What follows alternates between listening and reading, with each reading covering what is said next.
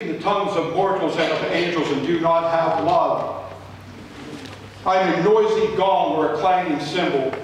And if I have prophetic powers and understand all the mysteries and all knowledge, and if I have all faith as to remove mountains but do not have love, I am nothing. If I give away all my possessions, and if I hand over my body so that I may boast, but do not have love, I gain nothing. Love is patient, love is kind, love is not envious or boastful or arrogant or rude. It doesn't insist on its own way. It's not irritable or resentful. It does not rejoice in wrongdoings, but rejoices in the truth. Bears all things, believes all things, hopes all things, endures all things. Love never ends.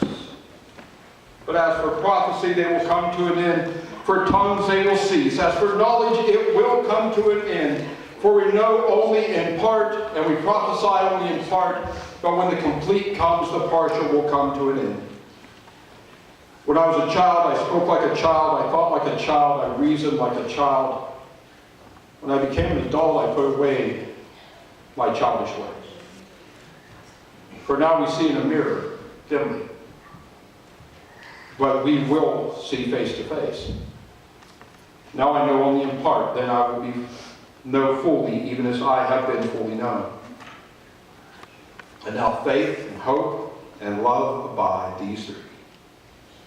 But the greatest of these is love. So yes, God, good people of God. Wow. Remember going to school and it was I before E except after C, right? Yeah, I before E except. That helped us in many ways to spell words like friend and theft and yield, the EI words, and then we're like sealing and receive and deceit. I find that's neither helpful. As a matter of fact, it's a little weird. I before E, except after C. That was the short ditty. Then came the longer form. I before E, except after C, when sounding like A, as in neighbor and way. Well, what do you do with height and leisure and ancient and effect and protein and species? Then consider C's and siege, and you're completely messed up.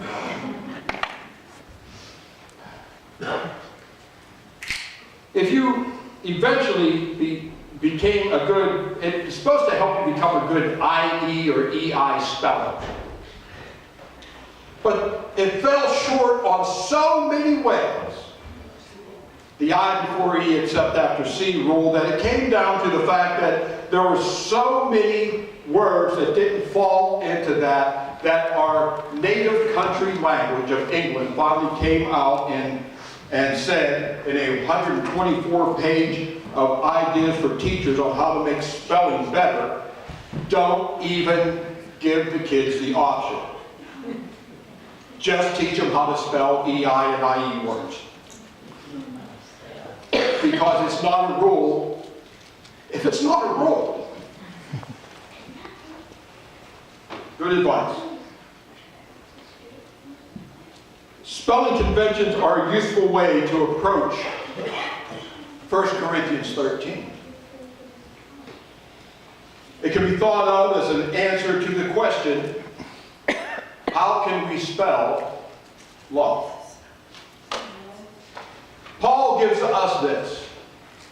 Love is patient, love is kind, love is not envious or boastful or arrogant or rude.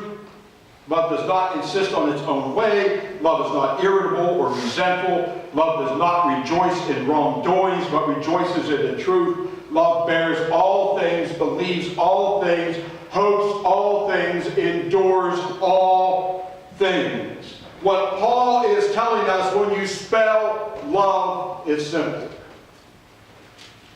Put you before I. Put the other before yourself. Put someone else ahead of you. Be selfless. In the television show Nova, you remember that show? Nova? PBS? There are all kind of science and the stars and all that kind of stuff. They did an exclusive study of two groups of community where the individuals in these groups never put themselves ahead of the rest of the group. Never. In those groups, it was all selflessness. And you're asking, is that some tribe down in Africa?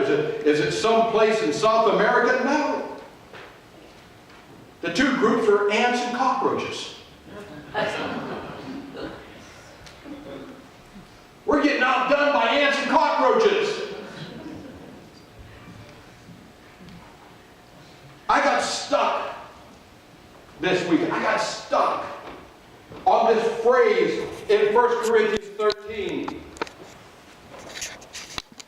that I see in the mirror dimly. I got stuck on that. Why would he be talking about a mirror dimly as a reflection? See, the readers of this, the Corinth church, they would have known what he was talking about. They had an industry in Corinth in making mirrors. Now, they didn't make mirrors like we have mirrors. They didn't have mirrors where you got glass and you paint the back and all that stuff. No, that's not what they had. They had polished metal. Mirrors didn't even come along the way that we see a mirror till the 13th century. Before that, you took metal and you polished it to a high finish, and there's where you got your reflection. And sometimes those mirrors had little warts in them or weren't polished as bright as they should. So the image that you would receive would be a dimmer image than what is really truly who you are. We see ourselves dimly because we know that we don't live up to what is Paul's teaching. How are you with your patience? How have you been in showing kindness? Not envious, not arrogant, not boastful, not rude, not irritable and resentful, not rejoicing in wrongdoings, but rejoicing in the truth, bearing all things, believing all things, hoping all things, enduring all things, keeping no records of wrong. How are we doing? When we know ourselves, we know that we are not living up to the full expression of love that we need to. We know that. We know the I before you doesn't always work for us. Or the you before I. Yeah, you before I. The problem is it's more likely I's before you.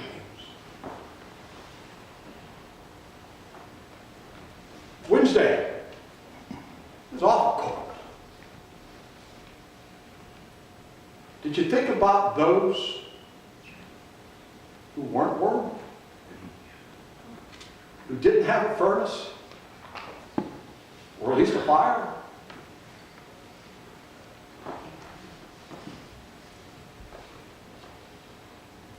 Today, when you gather around your Super Bowl party table, and you're loading up on brats and kibasi and chips, cheering the Rams.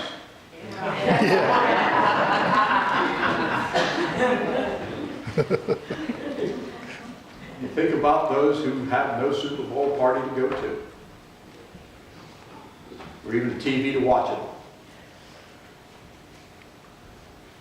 We'll call our kids and express our love to them. You can think about that kid out there who doesn't have someone loving them.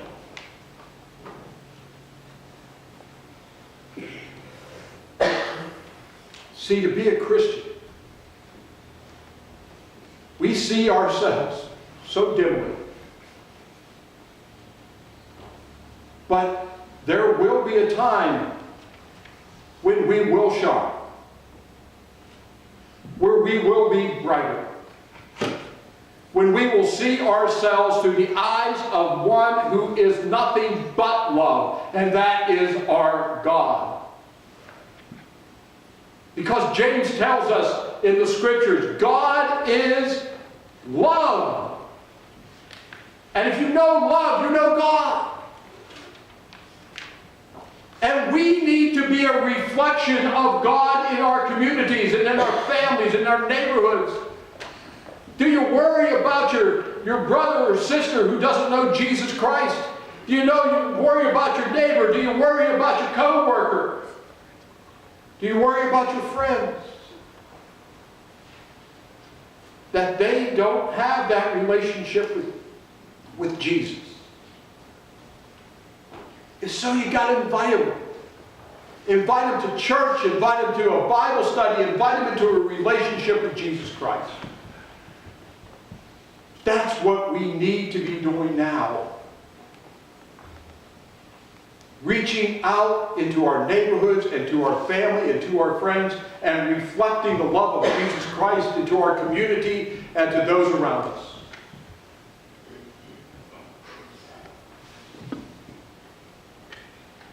You've got to put the yous before the eyes. Guys, I'm going to duck out.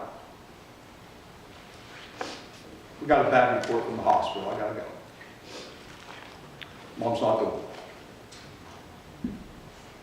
So I'm going to leave you. I'm going to leave you in the capable hands of Ray Knopfsnyder to say some prayers and Glenda Collect, our office. But I know that you're loving. I know that you're loving. I'm taking that love with me and give that love and love. And we're going to celebrate life today. You know, I went and saw that. Did you watch Rent? Was on some channel, Rent, the play. There's a great song in that play. 525,600 minutes. 525,000 minutes a year. 525,600 minutes. How do you measure a year? How about love, love, love, love? Measure life in love. Thanks be to God. Amen.